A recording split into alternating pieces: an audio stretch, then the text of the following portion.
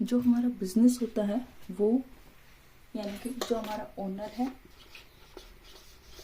और एक हमारा बिजनेस है, ये दोनों अलग अलग पर्सन्स हैं। ये दोनों एक नहीं है। ओनर ने भले कैपिटल डाली है बिजनेस के अंदर, बट ओनर अलग है एंड बिजनेस अलग है। हमारा जो अकाउंटिंग का कॉन्सेप्ट क्या मानता है कि जो बिजनेस है वो अलग है और ओनर है वो अलग है। ठीक है, यानी कि बिजनेस की अपनी एक अलग एंटिटी है, अपनी एक अलग पहचान है। जैसे मान लो राम ने बिजनेस के अंदर 50,000 रुपए डाले। राम ने बिजनेस के अंदर क्या डाले? 50,000 रुपए। तो ये क्या डाली राम ने बिजनेस के अंदर? कैपिटल। कैपिटल बिजनेस के हिसाब से क्या है?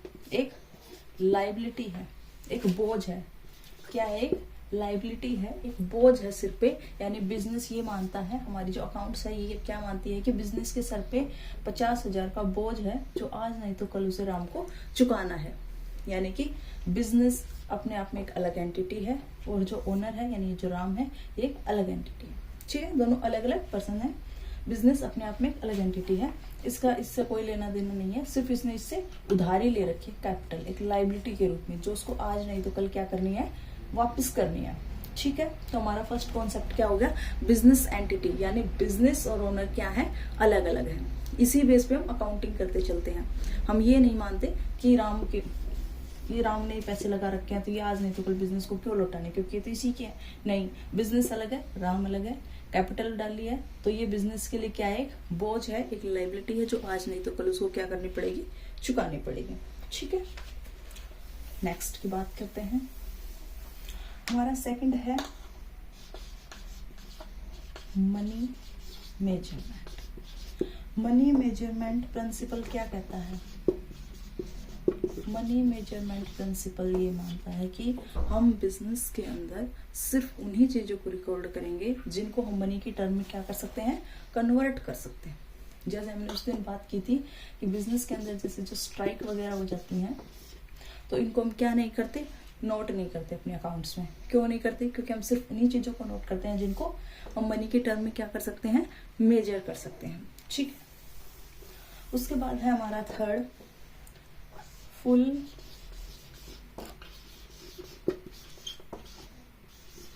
डिस्क्लोजर।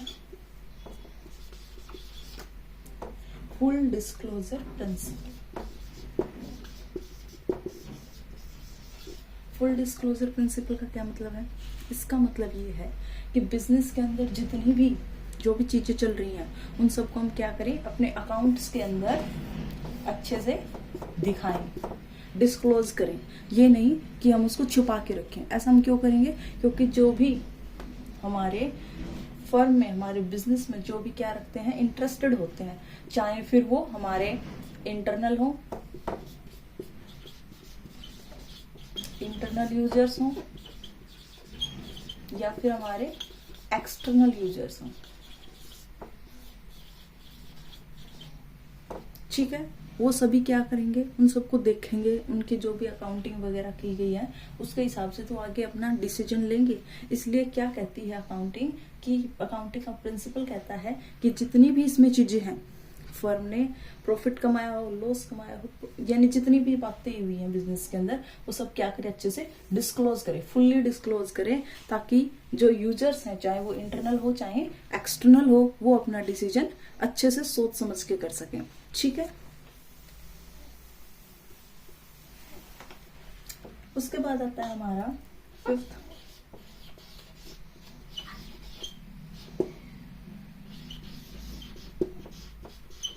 मैटेरियलिटी प्रिंसिपल। यानी कि जो मटेरियल है, मटेरियल का मतलब क्या है यहाँ पे? यानी कि हो सकता है कोई इंफॉर्मेशन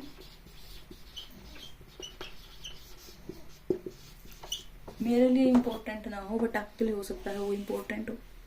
सेम उसी तरीके से हमें जितनी भी मटेरियल का मतलब यही है कि जितना भी मटेरियल है, जो भी इंफॉर्मेशन है, जिससे जो हमारे यूजर्स हैं या हमारी फर्म में जो भी पैसा लगा रहा है, जो इन्वेस्टर्स हैं, वो अपना जिससे डिसीजन क्या हो सकता है? चेंज हो सकता है, वो सभी इंफॉर्मेशन क्या होती हैं, मटेरियल होती हैं, और उन्हें हमें फुल डिस्क्लोज करना चाहिए, उन्हें छिपाना नहीं चाहिए। जिससे क्या हो सकता है, जो इन्वेस्टर्स हैं मान लो वो अपना डिसीजन चेंज कर सकते हैं, आगे इन्वेस्ट करने की सोच भी सकते हैं और नहीं भी सोच सकते। इसलिए वो इन्फॉर्मेशन हो सकता है हमारे लिए इम्पोर्टेंट ना हो, बट किसी के लिए इम्पोर्टेंट हो सकती है। इसलिए हमें क्या करना चाहिए, उसको भी फुल्ली डिस्क्लोज करना चाहिए। ठीक है, आई होप आपको समझ में आ रहा होगा। उसके बाद हमारा है नेक्स्ट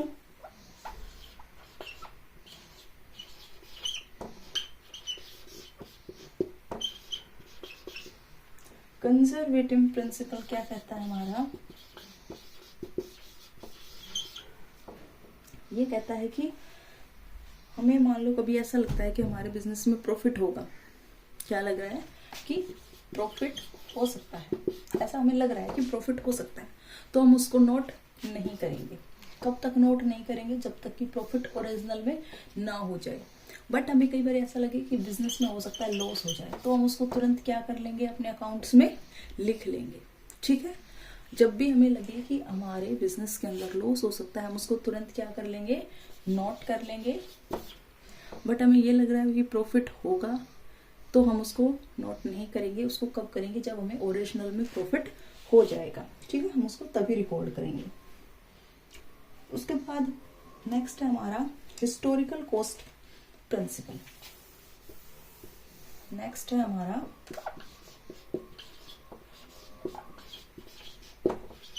हिस्टोरिकल कॉस्ट प्रिंसिपल। यानी कि मान लो हमने एक मशीनरी खरीदी, हमने क्या खरीदी, एक मशीनरी खरीदी। मशीनरी की वैल्यू थी जब हमने खरीदी तब 5 लाख रुपए। आज उसकी कीमत बढ़ गई, उसकी कीमत बढ़ के हो गई मान लो 50 लाख। तो अभी हम उसको नोट कैसे करेंगे, 5 लाख। क्या नोट करेंगे, अभी उसको हम 5 लाख ही नोट करेंगे। यानी अकाउंट्स को हम कब किस पे रिकॉर्ड कर रहे हैं, जिसमें हमने खरीदी थी, जिस पे हमने परचेज किया था। भले आज उसकी जो वैल्यू है वो बढ़ गई है, बट फिर भी हम उसको क्या दिखाएंगे, 5 लाख।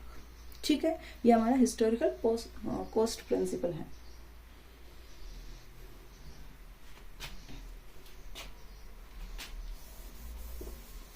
यानी वैल्यू बढ़ने पर भी हम उसको, जो उसकी पहले वैल्यू थी जिस पे हमने उसको परचेज किया था, आज भी हम उसकी वही वैल्यू दिखा रहे हैं। जबकि जो मान लो 15 लाख की हो गई, तो इससे हमारी बिजनेस है वो 10 लाख से बढ़ भी तो गया, 10 लाख से प्रॉफिट से इंक्रीज भी तो हो गया। बट हम उसको क्या दिखा रहे हैं, अभी 5 लाख की, जितने की हमने परचेज किया, भले ही उसकी वैल्यू इंक्रीज हो गई हो। ठीक है, नेक्स्ट आता है हमारा मैचिंग प्रिंसिपल। Matching principal.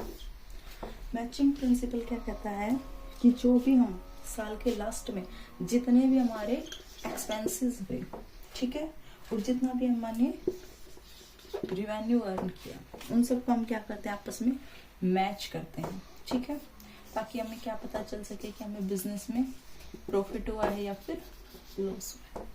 ठीक है, मैचिंग का मतलब सिर्फ इतना ही है कि हमने साल के लास्ट में जितनी भी हमने एक्सपेंसेस की है, जितनी भी हमें रिवेन्यू मिली, उन सबको हम क्या कर रहे हैं, आपस में मैच कर रहे हैं, ताकि हमें क्या पता चल रहा है साल के लास्ट में कि हमारी जो फर्म है उसने प्रॉफिट अर्न किया या फिर उसको लॉस हुआ। ठीक है, आई होप आपको वीडियो समझ में आ रही होगी। जो भी मैं चीज़ें समझाने की ट्राई कर रही हूँ वो आपकी समझ में आ रही होंगी। उसके बाद आता है हमारा ड्यूल को।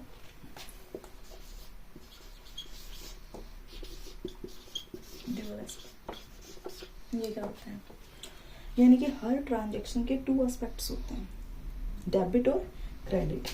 जैसे यानी जो हमारी assets is equal to liability plus capital, ये ऑलवेज क्या होती हैं, इक्वल होते चलते हैं। कैसे डुअल एस्पेक्ट, मान लो जो राम है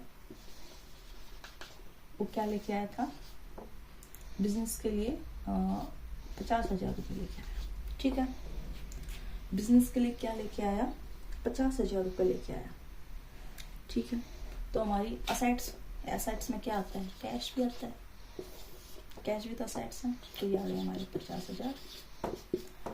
और बिजनेस की क्या बढ़ गई, 50,000 से कैपिटल बढ़ गई। कैपिटल लिखा है, कैपिटल बढ़ गई। अब हमने क्या किया, इस 50,000 से 10,000 रुपए की गुड्स परचेज कर ली। ठीक है, क्या कर ली, गुड्स परचेज कर ली। प्लस में क्या आ गई हमारे पास, गुड्स। अब जो हमारे पास 50,000 का कैश था उसमें से माइनस क्या हो गई, 10,000। वहीं प्लस 10,000 की हमारे पास क्या आ गई, गुड्स आ गई। और हमारी कैपिटल पे क्या इंक्रीजमेंट होगा, कैपिटल पे कुछ भी फर्क नहीं पड़ेगा। क्यों नहीं पड़ेगा, क्योंकि जितने 50 के 50 ही हैं, वहीं 10,000 की हमारे पास अब गुड्स रखी हैं। कैश गया तो वहीं गुड्स भी तो आ गई, यानी कि 40,000 प्लस 10,000 इज इक्वल टू 50,000। ये देखो अब भी क्या है, इक्वल है। यानी कि यहाँ से पैसा अगर निकलेगा तो उस साइड मतलब इक्वल होता चलेगा हर चीज। अगर हम कैश की कोई मशीनरी, अब मान लो मैं इसमें से 20,000 की मैंने खरीद ली मशीनरी, ठीक है, तो 20,000 की मैंने मशीनरी खरीद ली, तो कैश 20,000 से कम हो जाएगा, तो हमारे पास कैश बच जाएगा 20,000। वही हमारी गुड्स 10 की 10 प्लस मशीनरी 10,000, यहाँ मशीनरी, और यहाँ पे अब भी क्या है, प्लस 50,000। अब भी मैच मिला लो, यहाँ 50 है, 20 10 10, टोटल कितने हो गए, यहाँ भी 50। ठीक है, तो ये क्या रहते हैं हमारे, ऑलवेज इक्वल रहते हैं।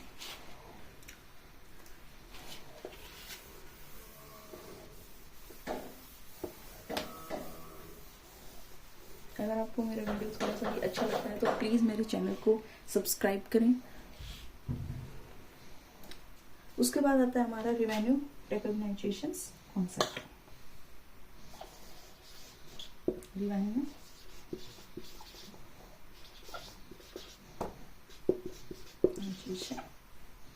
कॉन्सेप्ट, ठीक है, ये क्या होता है, यानी कि जिस दिन हमने गुड्स को सेल कर दिया उसी दिन हम उसको क्या कर लेते हैं, रिकॉर्ड कर लेते हैं, चाहे पेमेंट रिसीव हुई हो या ना हुई हो।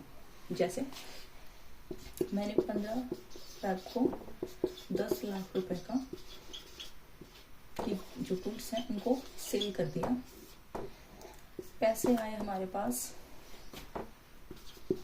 2 मई को, ठीक है, तो मैं अब क्या करूंगी, रिकॉर्ड जिस दिन 15 को मैंने गुड्स को सेल किया उसी दिन मैं बुक्स में दिखा दूंगी कि गुड्स को क्या कर दिया, सेल कर दिया, ना कि तब जब 2 मई को मुझे जब पेमेंट मिली तब मैं उसको रिकॉर्ड नहीं करूंगी, बल्कि कब कर दूंगी, जैसे ही मैंने गुड्स को सेल कर दिया मैं उसको तुरंत क्या कर दूंगी, अपनी जो बुक्स हैं उनमें रिकॉर्ड कर दूंगी।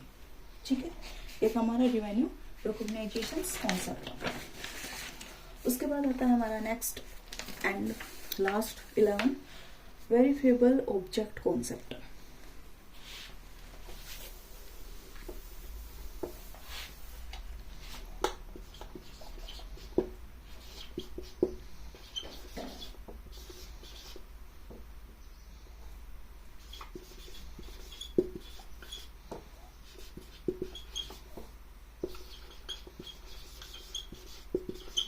ये क्या होता है दोस्तों, ये होता है कि सभी अकाउंटिंग ट्रांजैक्शंस और एविडेंस होने चाहिए, यानी कि जितने भी हमने अकाउंटिंग की ट्रांजैक्शंस की हैं उनके क्या होने चाहिए, हमारे पास डॉक्यूमेंट्स होने चाहिए।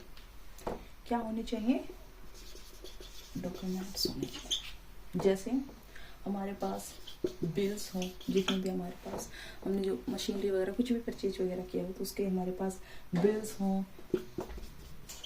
इनवॉइस एक्सेट्रा, ठीक है, ये सब हमारे पास क्या होने चाहिए, अवेलेबल होने चाहिए ताकि हम उनको वेरीफाई कर सकें।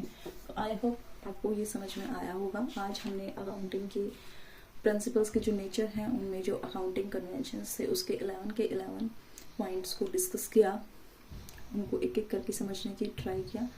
आई होप आपको समझ में आया होगा। अगर आपको मेरी वीडियो थोड़ी सी भी अच्छी लगती है तो प्लीज़ मेरे चैनल को सब्सक्राइब करें। अब हम मिलेंगे इसके नेक्स्ट पॉइंट पे, जो भी आता है हमारा अकाउंटिंग स्टैंडर्ड, हम उसको पढ़ेंगे। आज के लिए सिर्फ इतना ही। Thank you so much.